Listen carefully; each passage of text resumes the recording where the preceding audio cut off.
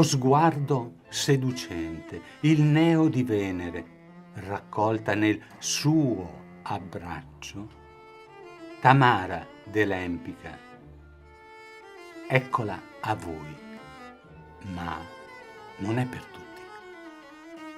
Nel gennaio 1926 arrivò, ospite molto ambita, al Vittoriale d'un D'Annunzio. No, non questo sconosciuto, Gabriele, che era ormai vecchio, ma non abbastanza.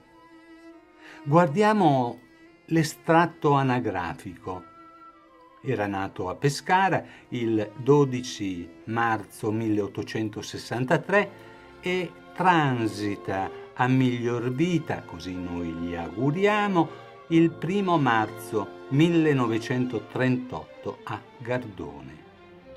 Quindi all'incontro ambito che preparò con cura seduttiva aveva 69 anni, un'età da pensione, per passeggiate all'ippodromo, letture, annotazioni, non certo per acrobazie tra lenzuola serafiche.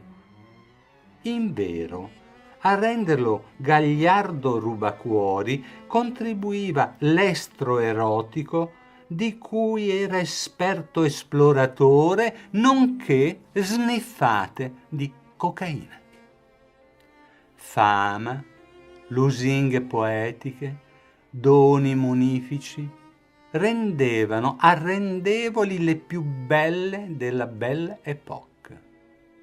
Torniamo alla storia.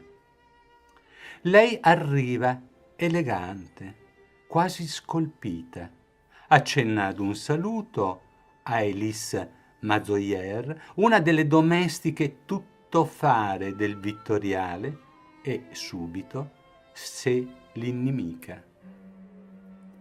Come? Questa arriva e mi vuol togliere dal cuore il cucciolone? E subito stila un velenoso diario a cui noi approdiamo. La sua camera è pronta, profuma di fiori, è già in sottoveste. Il viaggio da Brescia l'ha sfinita, incerta tra riposare o reagire, decide per il bagno che subito la rigenererà accendendone lo sguardo. S'acconcia da modella pronta per il pranzo. L'attende il tenebroso, certo del suo successo. Di Afrodite lui conosce ogni accesso. C'è solo da attendere che lei mangi la mela condita con un po' di polvere bianca. L'intruglio non salverebbe una santa.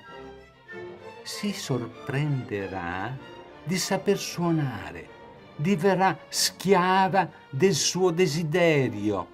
Forse sarà necessaria la partecipazione di Elise, ma mi basterà guardarla.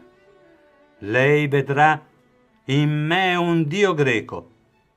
L'effetto sarà il consueto e prima d'assopire io la sentirò cantare. Non andò così. S'addormentò di botto e mi lasciò a secco con la scusa dello sci, una neve che detesto.